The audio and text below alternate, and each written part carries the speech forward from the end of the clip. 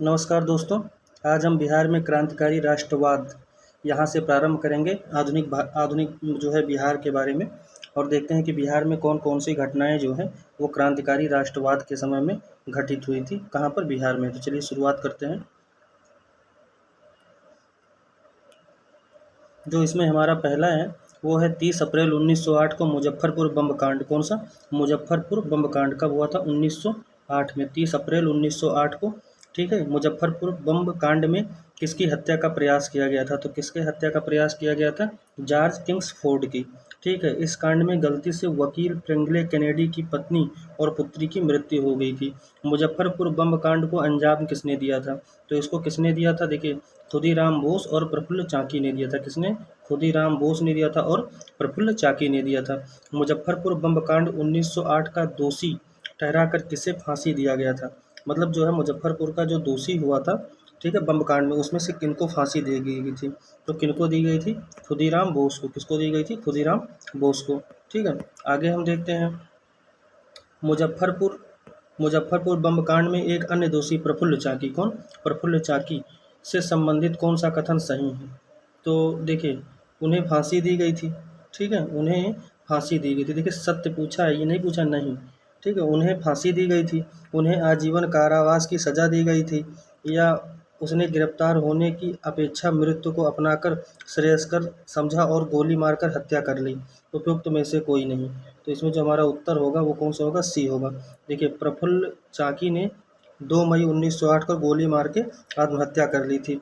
फिर बिहार के क्रांतिकारी नेता खुदीराम बोस को कब फांसी दी गई थी? तो इनको कब फांसी दी गई थी? 11 अगस्त 1908 को। कब दी गई थी? 11 अगस्त 1908 को। अगला हमारा है, बिहार के क्रांतिकारी नेता खुदीराम बोस के वकील कौन थे? जो खुदीराम बोस थे, इनके वकील कौन थे? तो कौन थे? कालिदास बसु। कौन थे? कालिदास बसु। मुजफ्फरपुर के कालिदास बसु। कहाँ के थे? मुजफ्फरपुर के कालिदास बसु। इनके कहने पर खुदीराम बोस ने हाई कोर्ट में फांसी की सज़ा के विरुद्ध अपील की, लेकिन हाई कोर्ट ने भी सज़ा को बरकरार रखा था। मतलब उसने अपील तो की थी, लेकिन वो सज़ा हटी नहीं थी, वो बरकरार रह गई थी। अगला है, पटना में अनुशीलन। कहाँ पर? पटना में अनुशीलन। ठीक है, पटना में अनुशीलन समिति की शाखा स्थापित की थी। तो किसने की थी? तो ये की थी सचिंद्रनाथ सन्याल ने। किसने की थी? सचिंद्रनाथ सन्याल ने। इस शाखा को संगठित करने वाले एक बंकिम चंद्र के मित्र थे, JBN कॉलेज पटना के छात्र थे।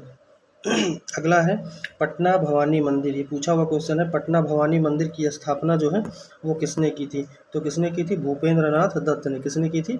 भूपेंद्रनाथ दत्त ने की थी। किस मंदिर की? पटना भवानी मंदिर की। ठीक है। अगला है, बनारस षड्यंत्र केस में कौन शामिल था? तो इसमें कौन शामिल था? बंकिम चंद्र चटर्जी। कौन शामिल था? बंकिम चंद्र चटर्जी थे। ठीक है। अगला हमारा है, सत्ययुग नामक पत्रिका के को प्रकाशित किसने किया था? सत्ययुग जो पत्रिका थी, कौन सी? सत्ययुग। कौन सी? सत्ययुग पत्रिका थी। इसको किसने प्रकाशित किया था? तो इसको प्रकाशित किया था पुरुषोत्तम नारायण नंदा ने। किसने? पुरुषोत्तम नारायण नंदा ने। अगला हमारा प्रश्न है कि स्वराज कथा पत्रिका के संपादक के थे। ठीक है, स्वराज कथा पत्रिका के संपादक जो है कौन थे? तो कौन थे? बाल मुकुंद वाजपेयी। कौन थे? बाल मुकुंद वाजपेयी। अगला हमारा है, माँ की पुकार। इस पुस्तिका के संपादक कौन थे? तो मतलब ये पुत्रिका जो पुस्तिका है वो कहाँ से संपादित होती थी? तो मुजफ्फरपुर से। कहाँ से? मुजफ्फरपुर से। अगला हमारा है, ठीक है, अच्छा, ये पत्रिका मुजफ्फरपुर से तो संपादित होती थी रत्नाकर प्रेस से, लेकिन कब? 1918 में। ठीक है, सरकार ने इसे क्या कर दिया था? जब्त कर लिया था। किस पत्रिका के किस पत्रिका के भारतीय संपादक को हटाकर सरकार ने उसके स्थान पर कनिंघम को नियुक्त किया था? किसको जो है नियुक्त किया था? कनिंघम को।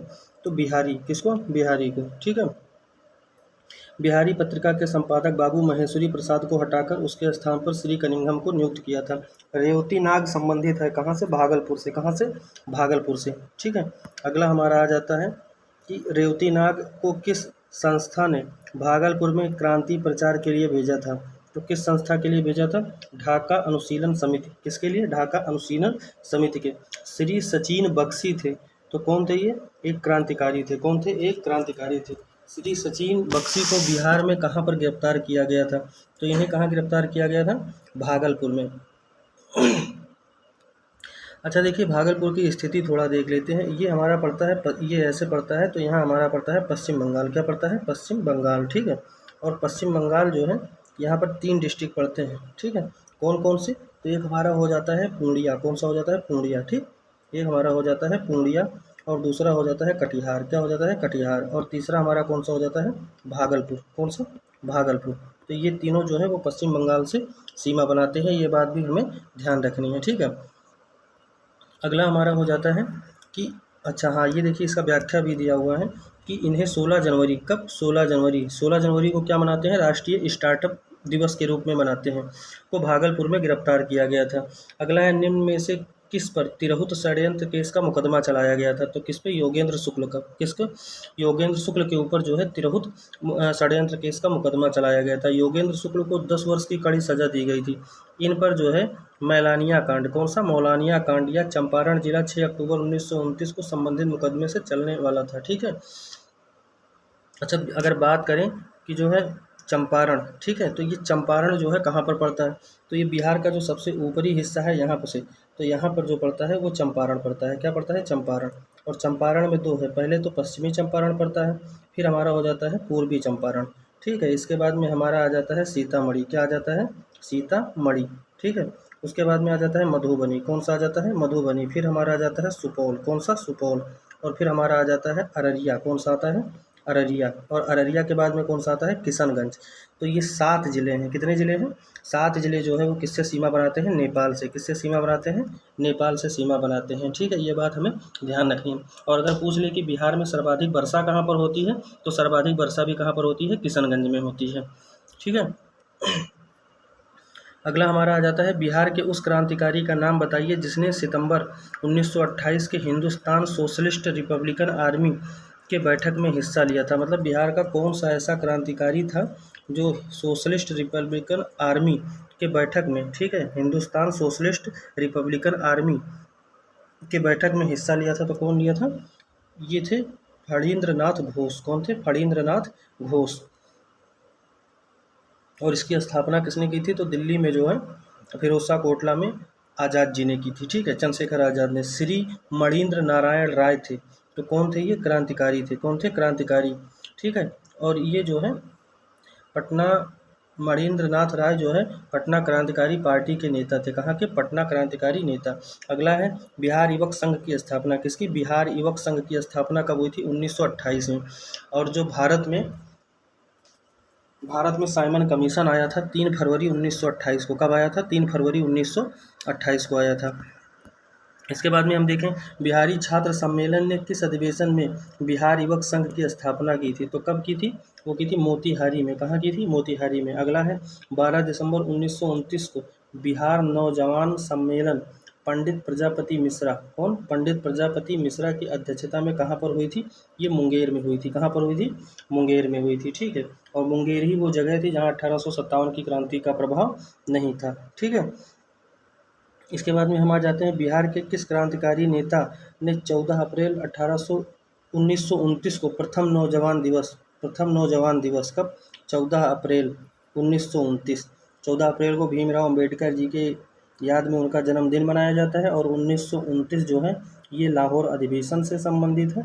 और जो है रावी नदी के तट पर जो है पहली बार तिरंगा झंडा फहराया गया था। ये बात भी हमें ध्यान रखनी है, ठीक है। तो नौजवान दिवस मनाने का ऐलान किसने किया था?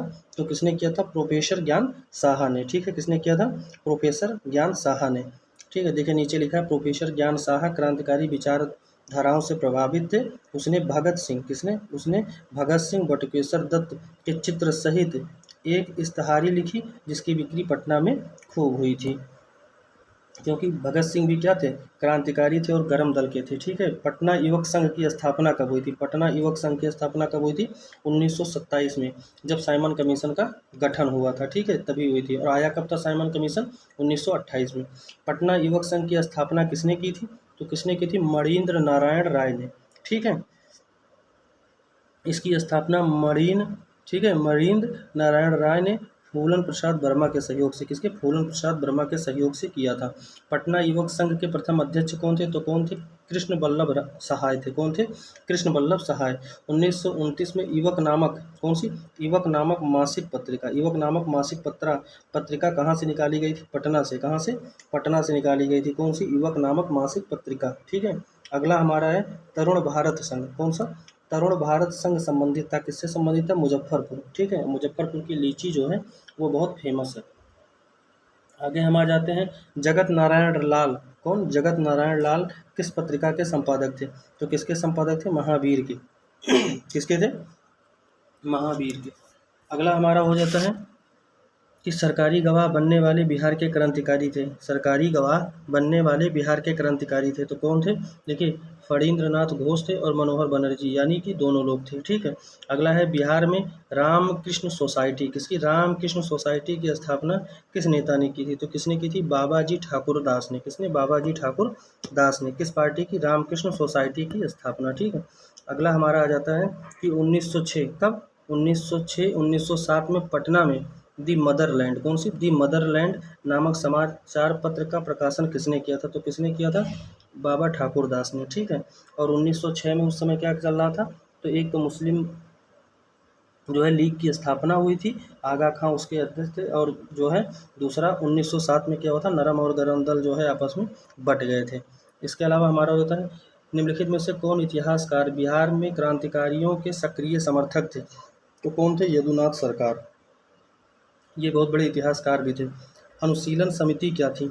तो क्या थी? क्रांतिकारी संगठन थी। अनुशीलन समिति क्या थी?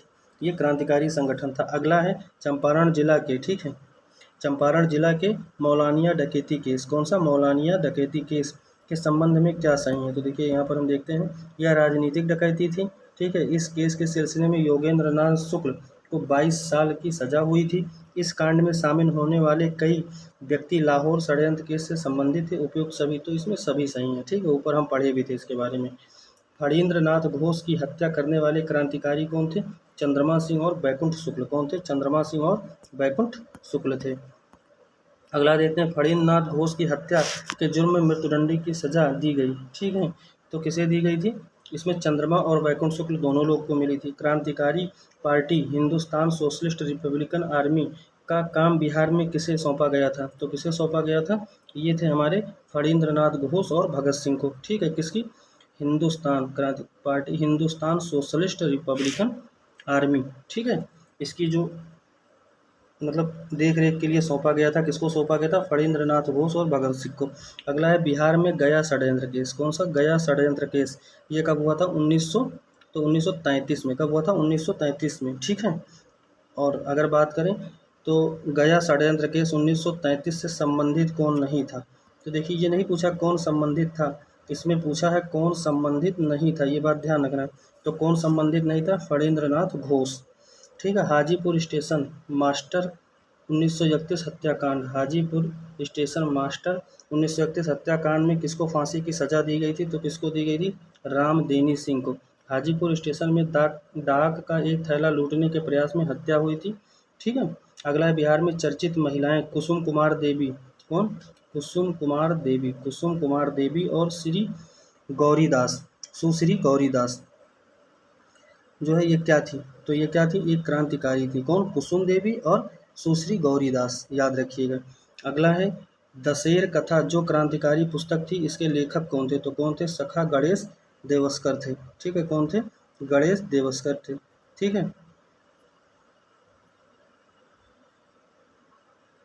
अगला हमारा आ जाता है कि दशेर कथा जो क्रांतिकारी पुस्तक थी, इसके लेखक कौन थे? तो ये हम देख ही लिए हैं कि कौन थे? सखा गणेश देवस्कर। अगला है चुनचुन पांडे थे। तो चुनचुन पांडे कौन थे? बिहार के क्रांतिकारी नेता थे। कौन थे? बिहार के क्रांतिकारी नेता थे। कौन? चुनचुन पांडे। ठीक है। अब इसके बाद में हम आ जाते हैं चंपारण सत्याग्रह पर। ठीक है, चंपारण सत्याग्रह पर। तो देखिए, चंपारण सत्याग्रह भारत में जो है आधुनिक भारत के लिए भी बहुत महत्वपूर्ण है और बिहार के दृष्टिकोण से तो महत्वपूर्ण है ही है। देखिए, चंपारण सत्याग्रह कब हुआ था? 14 अप्रैल 1917 को। कब हुआ था? 14 अप्रैल 1917 को। ठीक है, 14 अप्रैल 1917 को हुआ था। ठीक है। और ये जो है किससे संबंधित था, तो देखिए ये किससे संबंधित था, किसानों से। और किस लिए, क्योंकि नील की खेती के विरोध को लेकर था, और 3/20 हिस्से पर जो है खेती करने के लिए जो है अंग्रेज़ों का दबाव था, इसीलिए इसको तिनकठिया पद्धति के नाम से भी जाना जाता था, ठीक है। और राजकुमार शुक्ल के कहने पर जो 1916 का लखनऊ अधिवेशन हुआ था, उसी में जो है गांधी जी को वहाँ पर मुलाकात किए थे, और मुलाकात करने के बाद में वहाँ पत्र के माध्यम से उनको बताया था। उसके बाद गांधी जी जो है वो कहाँ पर आए थे, चंपारण में आए थे, ठीक है। अगला क्वेश्चन देखते हैं, तिनकठिया प्रथा किससे संबंधित थी, तो अभी हम बता ही दिए हैं कि ये किससे संबंधित थी, चंपारण से, ठीक है। और किससे संबंधित थी वो सारी बातें हमने बता दी है। अगला है चंपारण आंदोलन का नेतृत्व किसने किया था, तो किसने किया था, महात्मा गांधी ने, ठीक है। और अगर पूछ रहे किसके कहने पर गांधी जी आए थे, तो राजकुमार शुक्ल के, ठीक है। महात्मा गांधी चंपारण में किसके बुलावे पर आए थे, देखिए वही क्वेश्चन आ गया, तो किसके आए थे, राजकुमार शुक्ल के, किसके, राजकुमार शुक्ल के, ठीक है। फिर अगला है महात्मा गांधी का पहली बार बिहार में आगमन कब हुआ था, तो कब हुआ था, 10 अप्रैल 1917 को। कब हुआ था, 10 अप्रैल 1917 को राजकुमार शुक्ल के साथ गांधी जी कहाँ पहुँचे थे, पटना पहुँचे थे, ठीक है। तिनकठिया प्रथा सर्वाधिक प्रचलित थी, कहाँ पर प्रचलित थी, चंपारण में। फिर इसके बाद में है चंपारण आंदोलन के समय बिहार के उपराज्यपाल कौन था, तो कौन था, एडवर्ड अल्बर्ट गेट था, कौन था, एडवर्ड अल्बर्ट गेट था। फिर हमारा अगला हमारा हो जाता है कि नील, चंपारण में नील किसानों के मामलों से संबंधित जांच के लिए समिति को सर्वसम्मत प्रतिवेदन कब पेश किया, तो कब पेश किया था, 4 अक्टूबर 1917 को। चंपारण आंदोलन के परिणाम के संबंध में कौन सी बातें सत्य हैं, तो देखिए तिनकठिया प्रथा का अंत हो गया था, सभी रैयतों का लगान घटाने की बात भी कही गई थी, और बगान मालिकों द्वारा वसूल किए गए अवैध नकद रुपये को 25% वापस किया गया था। तो इसमें उपयुक्त सभी हमारा सही हो जाएगा। अगला क्वेश्चन हमारा है चंपारण आंदोलन की समाप्ति के उपरांत गांधी जी ने किसे अपने मोतिहारी के, कहाँ पर, किसे अपने मोतिहारी के कार्यालय का कार्यभार सौंप कर वापस लौट गए थे, तो किसको सौंपे थे, जनकधारी प्रसाद को। ये भी क्वेश्चन इंपॉर्टेंट है। भारत में महात्मा गांधी ने सर्वप्रथम किस आंदोलन में भाग लिया था, चंपारण आंदोलन में। महात्मा गांधी ने किस किसान आंदोलन में भाग लिया था, तो ये चंपारण में, ठीक है। इसके बाद में हम आगे देखेंगे, तो बिहार के किस नेता ने महात्मा गांधी के साथ किसान आंदोलन का नेतृत्व किया था, तो किसने किया था, राजकुमार शुक्ल ने। चंपारण आंदोलन से कौन संबंधित नहीं था, तो देखिए जयप्रकाश नारायण नहीं थे, कौन थे, जयप्रकाश नारायण नहीं थे। बाकी राजेंद्र प्रसाद जी भी थे, ठीक है, अनुग्रह नारायण भी थे, और जेबी कृपलानी थे। ये तीनों हमें याद रखना है, ठीक है। कौन कौन संबंधित था ये आप याद रख लीजिए, तो कौन थे, राजेंद्र, अनुग्रह और जेबी, ठीक है, ये 3 लोग थे, ठीक। इसके बाद में फिर हम देखते हैं गांधी जी ने किस जिले के किसानों का दुख दूर करने के लिए सत्याग्रह किया था, तो किसके, चंपारण के, किसके, चंपारण के, ठीक है। आगे हम देखते हैं, चंपारण प्रसिद्ध है एक आंदोलन के कारण जिसका संबंध था, तो जिसका संबंध किससे था, तो ये भी महात्मा गांधी से था, किससे था, महात्मा गांधी से। चंपारण सत्याग्रह के दौरान गांधी जी पर मुकदमा चलाया गया था, तो कहाँ, ये क्वेश्चन बहुत इंपॉर्टेंट है कि जब चंपारण सत्याग्रह जो गांधी जी करने गए थे, उस दौरान इन पर मुकदमा कहाँ चलाया गया था, तो मोतीहारी में चलाया गया था। गांधी जी का चंपारण आंदोलन किस लिए था, तो देखिए भाई किसानों के लिए था, ठीक है, या तिनकठिया या नील खेती जो भी हो ऑप्शन में वो हम कर लेंगे। तो किसके विरोध में था, तो ये था नील के खेती के विरोध में, ठीक है। गांधी जी द्वारा चलाए गए सफल सत्याग्रह के साथ कौन जुड़ा हुआ था, तो कौन, चंपारण आंदोलन था, कौन सा था, चंपारण। महात्मा गांधी द्वारा चंपारण सत्याग्रह कब किया गया था, तो अभी बताया 14 अप्रैल 1917 को। गांधी जी ने भारतीय राजनीति में प्रवेश, तो ये कब, तो ये चंपारण आंदोलन में, कब किया, चंपारण आंदोलन में, ठीक है। इसके बाद में आ जाता है 1919, कब, 1919, 1919 सत्याग्रह, असहयोग तथा खिलाफत आंदोलन और बिहार, मतलब बिहार में इसका क्या संबंध रहा इन आंदोलन का, तो किस बिहार नेता की अध्यक्षता में भारतीय राष्ट्रीय कांग्रेस का एक अधिवेशन अगस्त 1918 में बम्बई में हुआ, तो किनके, तो इसमें सैयद हसन इमाम, ठीक है। इस अधिवेशन में मॉन्टेग्यू चेम्सफोर्ड रिपोर्ट पर विचार विमर्श के लिए हुआ। इसमें सैयद हसन इमाम के नेतृत्व में एक विशिष्ट मंडल इंग्लैंड भेजने का निर्णय लिया गया था, ठीक है। अगला है रॉलेट एक्ट का विरोध में पटना में ज़बरदस्त हड़ताल कब हुई थी, 6 अप्रैल 1919 को। कब, 6 अप्रैल 1919 को। अगला हमारा है 6 अप्रैल 1919 को पटना में एक विशाल जुलूस का नेतृत्व किसने किया था, जो हड़ताल हुआ था उसी का नेतृत्व सैयद हसन इमाम ने किया था, ठीक है। यह जुलूस आगे चलकर शाम में किला मैदान पटना सिटी में एक सभा में बदल गया था, और इसकी अध्यक्षता किसने की थी, हसन इमाम ने। भारतीय प्रांतीय कांग्रेस समिति एवं बिहार बिहार प्रांतीय संघ, कौन सा, प्रांतीय कांग्रेस समिति और बिहार प्रांतीय संघ की संयुक्त बैठक 13 जुलाई 1919 को, कब 13 जुलाई 1919 को कहाँ पर हुई थी? तो देखिए 13 जुलाई 1919 को कहाँ पर हुई थी? तो ये हुई थी भागलपुर में, या फिर पटना में, या आरा में, या छपरा में। तो कहाँ हुई थी? पटना में। ठीक है, कहाँ हुई थी? पटना में हुई थी। ठीक है, और इसके बाद में गांधी जी की गिरफ्तारी पर क्षोभ प्रकट करने के लिए ये हुई थी। ये भी बात ध्यान रखनी है, किसके? गांधी जी के जो है जो गिरफ्तारी हुई थी उसमें जो है लोगों ने दुख व्यक्त किया था। बिहार में रॉलेट एक्ट के विरुद्ध आंदोलन हुआ था, तो कब हुआ था? फरवरी 1919 को। यह आंदोलन 1919 फरवरी के अंतिम दिनों में आरंभ हुआ था। अगला है, बिहार में खिलाफत आंदोलन प्रारंभ हुआ था, तो कब हुआ था? 1919 में ही। ठीक है, उसके अलावा खिलाफत आंदोलन बिहार में नेतृत्व ग्रहण किया था, तो किसने जो है बिहार में खिलाफत आंदोलन का नेतृत्व किया था? तो किसने दिया था? ये किए थे मौलाना मजरूल हक। कौन? मौलाना मजरूल हक। अगला है, खिलाफत आंदोलन के क्रम में कौन सी महिला नेता सक्रिय रही? तो कौन सक्रिय रही? बी अम्मा। कौन नहीं? बी अम्मा। ठीक है, बिहार 3 महिलाओं का नाम आ चुका है। अब अगला है, बिहार प्रांतीय सम्मेलन में 12वें अधिवेशन 28 एवं 29 अगस्त 1920 को हुए, जिसमें असहयोग का समर्थन तथा प्रस्ताव स्वीकृत किया गया। यह अधिवेशन कहाँ हुआ था? तो यह अधिवेशन भागलपुर में हुआ था। कहाँ हुआ था? भागलपुर में हुआ था। इस अधिवेशन की अध्यक्षता राजेंद्र प्रसाद ने की थी। सिर्फ गुजरात और बिहार के प्रांतीय सम्मेलन में कलकत्ता अधिवेशन के पूर्व सहयोग का समर्थन किया गया था। अगला हमारा है, बिहार असहयोग आंदोलन प्रारंभ हुआ था। तो ये बिहार असहयोग आंदोलन, बिहार में असहयोग आंदोलन कब प्रारंभ हुआ था? तो 1920 में। कब हुआ था? 1920 में। हिंदी साप्ताहिक देश का प्रकाशन कब किया गया था? तो ये मतलब किसने किया था, प्रकाशन किया था? तो ये राजेंद्र प्रसाद ने किया था। और कब किया था? 1920 में किया था। ठीक है, अगला है, स्वामी विद्यानंद संबंधित थे, तो ये किसान आंदोलन से संबंधित थे। किससे संबंधित थे? किसान आंदोलन से। कौन? स्वामी विद्यानंद। अगला हमारा है, बिहार में प्रथम राष्ट्रीय महाविद्यालय 1921 में, ठीक है, स्थापित हुआ था। तो कहाँ पर हुआ था? पटना में। अच्छा, 1921 में ही एका विद्रोह और मोपला विद्रोह हुआ था। कौन सा? एका विद्रोह और मोपला विद्रोह हुआ था। ठीक है, ये दोनों भी ध्यान रखिएगा। अब अगला हमारा, 6 फरवरी 1921 को पटना में स्थापित बिहार राष्ट्रीय महाविद्यालय का उद्घाटन किसने किया था? तो किसने किया था? महात्मा गांधी ने। बिहार विद्यापीठ का उद्घाटन हुआ था, तो कब हुआ था? ये 6 फरवरी 1921 को हुआ था। कब हुआ था? 6 फरवरी 1921 को हुआ था। बिहार राष्ट्रीय महाविद्यालय के प्राचार्य के पद पर नियुक्त हुए, तो कौन नियुक्त हुए थे? राजेंद्र प्रसाद जी। कौन? राजेंद्र प्रसाद जी। बिहार विद्यापीठ के प्रथम कुलपति कौन बने थे? कौन बने थे? मजरूल हक। ठीक, प्रधानाचार्य राजेंद्र प्रसाद थे और जो विद्यापीठ के प्रथम कुलपति थे वो मजरूल हक थे। ठीक है, और उप कुलपति कौन थे? तो ये थे ब्रज किशोर प्रसाद। ठीक है, ये उप कुलपति थे। असहयोग आंदोलन में भागलपुर जिला काफ़ी महत्वपूर्ण भूमिका निभाई थी। ठीक है, तो किसने निभाई थी? दीप नारायण सिंह ने। किसने? दीप नारायण सिंह ने। अगला हमारा आ जाता है कि मोहम्मद जुबैर ने असहयोग आंदोलन में, ठीक है, किस जिला का नेतृत्व जो है किया था? तो किस जिला का नेतृत्व किया था ये हमें बताना है। किसने? तो इन्होंने किया था मुंगेर का। किसने? मुंगेर का। ठीक है, कौन किया था? मोहम्मद जुबैर ने। कौन? मोहम्मद जुबैर ने असहयोग आंदोलन में किस जिला का नेतृत्व किया था? मुंगेर का। ठीक, फिर अगला है कि बिहार में असहयोग आंदोलन का सर्वप्रमुख नेता कौन था? तो कौन था भैया? राजेंद्र प्रसाद और हसन इमाम। कौन था? राजेंद्र प्रसाद और हसन इमाम। ठीक है, अगला हमारा जाता है, एक सरकारी रिपोर्ट के अनुसार असहयोग आंदोलन के दौरान कहाँ स्थिति सबसे गंभीर थी? तो कहाँ थी? ये थी हमारे,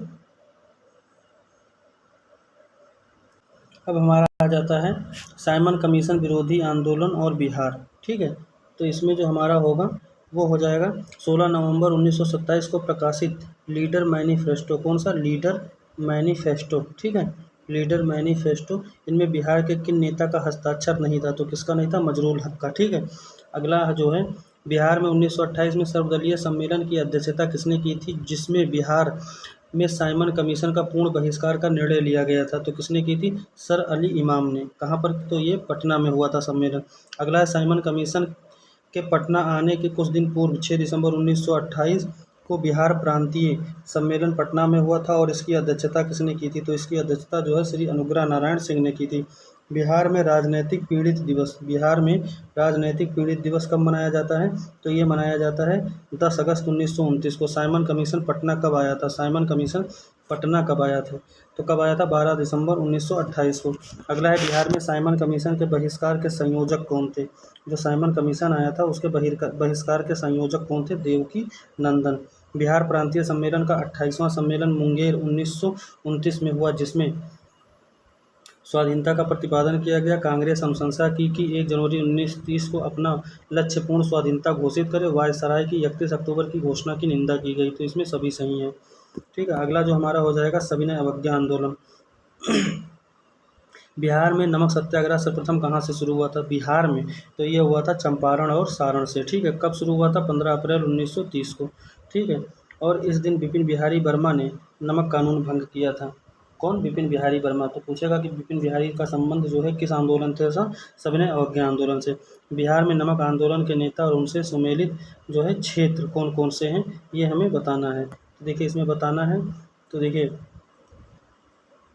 जो क्षेत्र था वो ऐसे हो जाएगा कि जगत नारायण लाल। कौन? जगत नारायण लाल। ये कहाँ से थे? तो ये पटना से थे। 1 का 2। अब यही देख लेंगे, अगर 1 का 2 जिसमें होगा तो हमारा यही सही हो जाएगा। ठीक है, अगला हमारा पटना में नमक सत्याग्रह कब शुरू हुआ था? पटना में नमक सत्याग्रह कब शुरू हुआ था? तो 16 अप्रैल 1930 को शुरू हुआ था। बिहार में चौकीदारी कर को उसके चौकीदारी कर के खिलाफ आंदोलन शुरू करने किनके विचारों को गांधी जी द्वारा प्रारंभ अस्वीकार कर दिया गया था? तो राजेंद्र प्रसाद के। बिहार में चौकीदारी कर बंदी आंदोलन सर्वप्रथम शुरू किया गया कहाँ से? बेतिया से। कहाँ से? बेतिया से। ठीक है, इसके बाद में आता है पटना स्वदेशी लीग की स्थापना कब हुई थी? तो कब हुई थी? 1930 में। पटना में अखिल भारतीय महिला सम्मेलन अधिवेशन कब हुआ था? 1929 में। अगला हमारा है पटना स्वदेशी लीग की स्थापना 1930 में जो हुई थी, उसके अध्यक्ष कौन थे? तो उसके अध्यक्ष थे सर अली इमाम। सविनय अवज्ञा आंदोलन के दौरान किसकी अध्यक्षता में मुसलमानों ने पटना में एक संगठन की स्थापना की थी? प्रोफेसर अब्दुल बारी के। इस संगठन का उद्देश्य मुस्लिम संप्रदाय में आज़ादी की भावना को लोकप्रिय बनाना था। चौकीदारी कर बंदी आंदोलन के प्रणेता कौन थे? कौन थे? अनुराग सिंह। कौन थे? अनुराग सिंह। बिहार में किस जिले में जेल कैदियों को नंगी नंगी हड़ताल की थी? जो बिहार था उसमें किसी, तो ये कहाँ पर था? छपरा जेल में। कहाँ पर? छपरा जेल में। ठीक है, कहाँ पर? ये हमारा था छपरा जेल। ठीक है, सविनय अवज्ञा आंदोलन के दौरान छपरा जेल कैदियों ने नंगी हड़ताल किस मांग को लेकर की थी? तो इसमें स्वदेशी वस्त्र की मांग की थी। छपरा जेल के कैदियों ने श्री राम विनोद सिंह के नेतृत्व में विदेशी वस्त्र पहनने से इनकार कर स्वदेशी वस्त्रों की मांग की। मांग नामंजूर होने के कारण नंगा रहने का निश्चय किया। श्री मनोहर प्रसाद संपादक थे। श्री मुरली मनोहर प्रसाद संपादक थे किसके? सर्चलाइट के। सविनय अवज्ञा आंदोलन के समय 15 फरवरी 1932 को कहाँ पुलिस की गोली से 15 आंदोलनकारियों की मृत्यु हो गई थी? तो कहाँ पर हो गई थी? तारापुर में। ठीक है, अगला है बिहार प्रांतीय बोर्ड की स्थापना कब हुई थी? 6 नवंबर 1932 को। अस्पृश्यता निवारण से संबंधित था, मतलब छुआछूत से संबंधित था। 6 नवंबर 1932 को अस्पृश्यता निवारण से संबंधित एक सम्मेलन पटना के अंजुमन इस्लामिया हॉल में हुआ था, और इसकी अध्यक्षता किसने की थी? राजा राधिका रमन प्रसाद सिंह ने। ठीक है, ये कहाँ के? तो ये सूरजपुरा के राजा थे।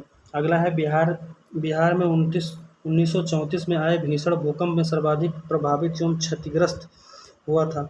ठीक है, तो कौन क्षतिग्रस्त हुआ था? मुंगेर। और कब आया था? 15 जून 1934 को। कब आया था? 15 जून 1934 को। 1934 में भूकंप राहत के लिए बिहार केंद्रीय रिलीफ कमेटी की स्थापना हुई थी, जिसके अध्यक्ष कौन थे? तो इसके अध्यक्ष राजेंद्र प्रसाद थे। सविनय अवज्ञा आंदोलन के समय देश के विभिन्न भागों में सांप्रदायिक दंगे हुए, लेकिन बिहार में कोई गंभीर घटना नहीं हुई जिनका श्रेय किसको जाता है? तो इसका श्रेय राजेंद्र प्रसाद को जाता है। मई 1934 को किस शहर में अखिल भारतीय कांग्रेस कमेटी की बैठक हुई, जिसमें कांग्रेस संसदीय बोर्ड का गठन किया गया? तो ये था पटना। कौन था? पटना। बेगूसराय में चौकीदारी कर के विरोध में एक आंदोलन बेगूसराय में चौकीदारी कर के विरुद्ध आंदोलन का एक हिस्सा था। ठीक है, तो इसमें हमारा हो जाएगा सविनय अवज्ञा आंदोलन। अगला है बिहार में मौजिक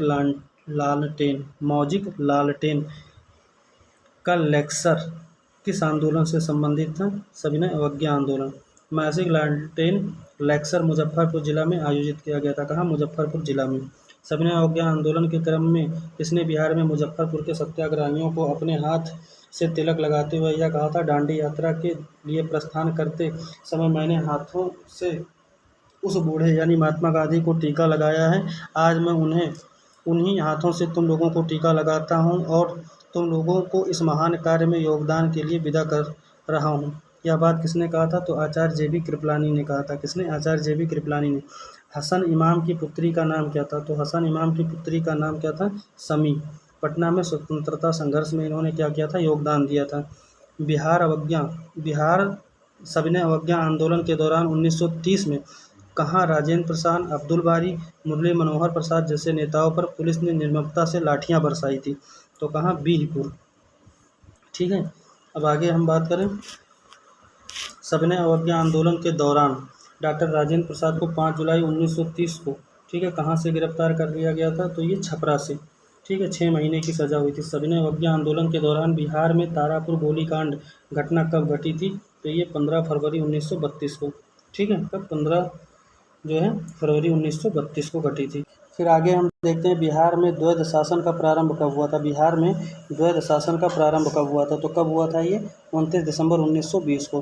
बिहार में द्वैध शासन की शुरुआत किस अधिनियम के तहत हुई थी, 1919 के गवर्नमेंट ऑफ इंडिया एक्ट के तहत। बिहार में द्वैध शासन प्रारंभ होने का समय बिहार के गवर्नर कौन थे, तो कौन थे, सत्येंद्र प्रसाद सिन्हा थे।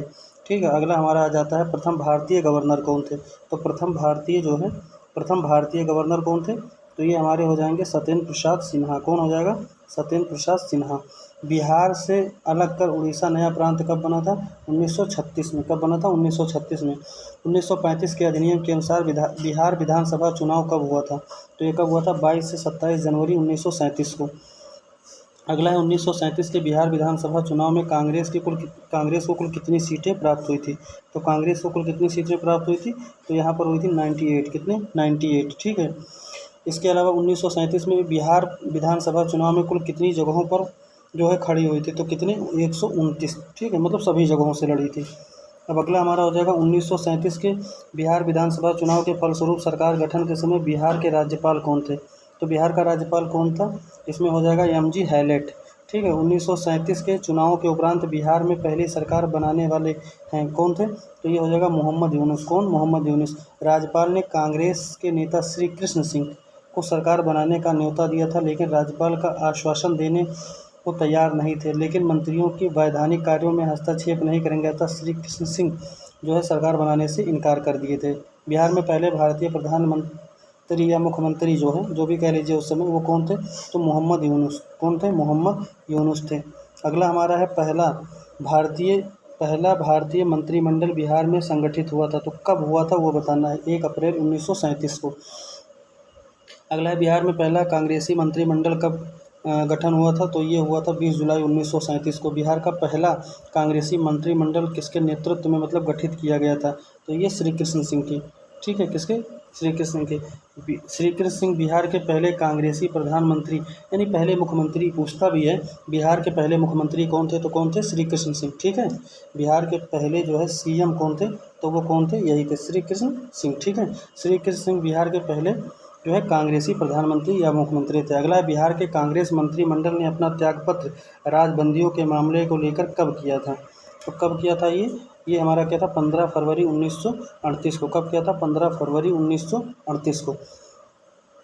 अगला है द्वितीय विश्व युद्ध में इंग्लैंड की सरकार द्वारा भारत को युद्ध में शामिल करने के विरोध में बिहार मंत्रिमंडल ने त्यागपत्र दिया था, तो कब दिया था, 31 अक्टूबर 1939 को। कब, 31 अक्टूबर 1939 को।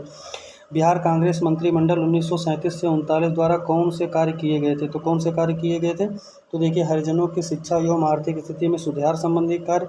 ठीक है, बिहार टेनेंसी, ठीक है, अमेंडमेंट एक्ट 1938, बंदियों की रिहाई, कई पुस्तकों का प्रकाशन, प्रतिबंध की समाप्ति एवं केटी शाह की अध्यक्षता में केटी शाह की अध्यक्षता में शिक्षा पुनर्गठन समिति की स्थापना, यानी सभी। ठीक है, कौन सा, यानी डी ऑप्शन हो जाएगा। अखिल भारतीय मुस्लिम लीग का 26वां अधिवेशन 26 दिसंबर 1938 को कहाँ पर हुआ था, तो ये हुआ था आपका पटना में, और इसकी नेतृत्व जो है किसने किया था, अध्यक्षता, तो मोहम्मद अली जिन्ना ने किया था। अगला हमारा आ जाता है 1937। कब, 1937 में बिहार के कुछ स्थानीय मुस्लिम पार्टियों का विलय मुस्लिम लीग में हुआ था। ठीक है, इसमें कौन सी पार्टियां सम्मिलित हुई थी, तो कौन सी हुई थी, बिहार इंडिपेंडेंट पार्टी। किस वर्ष उड़ीसा बिहार से पृथक हुआ था, 1936 में। ठीक है, बिहार में नवनिर्वाचित लोकप्रिय सरकार सर्वप्रथम बनी थी, कब बनी थी, 1937 में। 1937 चुनाव में मुस्लिम लीग के टिकट पर कितने मुसलमान बिहार की विधानसभा चुनाव में चुने गए थे, तो कितने चुने गए थे, कोई नहीं, एक भी नहीं। ठीक है, 1937 चुनाव में मुस्लिम लीग टिकट पर, किस पर, मुस्लिम लीग टिकट पर कितने मुसलमान बिहार राज्य की विधानसभा में चुने गए, तो एक भी नहीं चुने गए। कितने चुने गए, 0। अगला हमारा हो जाएगा रेगुलेटिंग एक्ट के प्रावधानों के अंतर्गत बिहार के लिए एक प्रांतीय सभा की स्थापना हुई थी, तो कब हुई थी? 1974 में। और रेगुलेटिंग एक्ट आया कब था? तो 1773 में, ठीक है। और जो है बिहार में प्रांतीय सभा कब चुनी गई? तो ये चुनी गई 1774 में। कब? 1774 में, ठीक है। अगला हमारा है बिहार में व्यक्तिगत सत्याग्रह। व्यक्तिगत सत्याग्रह वैसे आया कब था? 1940 में। और पहले सत्याग्रही कौन थे? आचार्य विनोबा भावे थे, ठीक है। ये बात ध्यान रखनी। और पूछे कि जो है बिहार में तीसरे सत्याग्रही कौन थे? तो ब्रह्मदत्त थे। कौन थे? ब्रह्मदत्त, ठीक है। अब आगे देखते हैं बिहार में व्यक्तिगत सत्याग्रह कब शुरू हुआ था? तो ये शुरू हुआ था 28 नवंबर 1940 को। बिहार में प्रथम व्यक्तिगत सत्याग्रही कौन थे? तो कौन थे? श्री कृष्ण सिंह थे, ठीक है। कौन थे? श्री कृष्ण सिंह थे। भारत छोड़ो आंदोलन 1942 से आज़ादी तक। देखिए डॉक्टर राजेंद्र प्रसाद को 9 अगस्त 1942 को जो है गिरफ्तार करके किस जेल में भेजा गया था? बांकीपुरा जेल में, ठीक है। जिला अधिकारी WC आर्चर ने राजेंद्र प्रसाद को गिरफ्तार किया था। भारत छोड़ो आंदोलन के दौरान किसने सरकारी नीति के विरोध में महाधिवक्ता एडवोकेट जनरल के जो है पद से त्यागपत्र दे दिया था? तो कौन दिया था? बलदेव सहाय। कौन? बलदेव सहाय, ठीक है। अगला हमारा बलदेव सहाय ने महाधिवक्ता के पद से 1942 में त्यागपत्र दे दिया था। भारत छोड़ो आंदोलन के क्रम में पटना सचिवालय गोलीकांड कब हुआ था? पटना सचिवालय गोलीकांड कब हुआ था? 11 अगस्त 1942 को। भारत छोड़ो आंदोलन के क्रम में 11 अगस्त 1942 को पटना सचिवालय में पुलिस गोलीकांड से मरने वाले छात्रों की संख्या कितनी थी? 7 थी, ठीक है। कितनी थी? 7 थी, ठीक है, 7। भारत छोड़ो आंदोलन के क्रम में पटना सचिवालय गोलीकांड में शहीद होने वालों में निम्न में कौन शामिल नहीं था? तो देखिए सीताराम केसरी। अच्छा 7 लोग थे, तो वो 7 लोग कौन कौन से थे? ये भी जो है पूछ सकता है एग्जाम में। तो देखिए इसमें जो है उमाकांत प्रसाद सिन्हा, रामानंद, सतीश प्रसाद झा, जगपति कुमार, देवीपत चौधरी, राम गोविंद सिंह, राजेंद्र सिंह, ये सारे विद्यार्थी मतलब सचिवालय भवन पर झंडा फहराने के प्रयास में जो है गोलीकांड की घटना हुई थी और इसमें 7 लोग मारे गए थे। भारत छोड़ो आंदोलन के दौरान निम्न में से कौन सा अखबार प्रकाशन प्रारंभ किया गया था? तो हमारा हो जाएगा पटना न्यूज। भारत छोड़ो आंदोलन के दौरान फुलेना प्रसाद श्रीवास्तव को मृत्यु झंडा फहराने के क्रम में पुलिस ने गोली से कहाँ हुई थी? पुलिस की गोली से कहाँ हुई थी? तो ये हमारा हो जाएगा सिवान में। भारत छोड़ो आंदोलन के दौरान फुलेना प्रसाद श्रीवास्तव की मृत्यु झंडा फहराने के क्रम में पुलिस की गोली से कहाँ पर हो गई थी? सिवान में। कहाँ हुई थी? सिवान में। सिवान उत्तर प्रदेश के साथ सीमा साझा करता है। 13 अगस्त 1942 को कहाँ झंडा फहराने के क्रम में 13 वर्षीय बालक ध्रुव कुमार, कौन? ध्रुव कुमार की मृत्यु पुलिस की गोली से हुई थी? तो ये कहाँ पर जाएगा? कटिहार। कटिहार में कौन सा है? गोगावील झील है, ठीक है। ये बात ध्यान रखिएगा। और कटिहार जो है ये पश्चिम बंगाल के साथ सीमा साझा करता है। बिहार के किस स्थान के युवकों ने ब्रिटिश शासन का मुकाबला करने के लिए ध्रुव दल, कौन सा? ध्रुव दल की स्थापना की थी? तो कहाँ के? तो कटिहार का हो जाएगा, क्योंकि वो बालक कहाँ का था? कटिहार का था, 13 वर्ष का।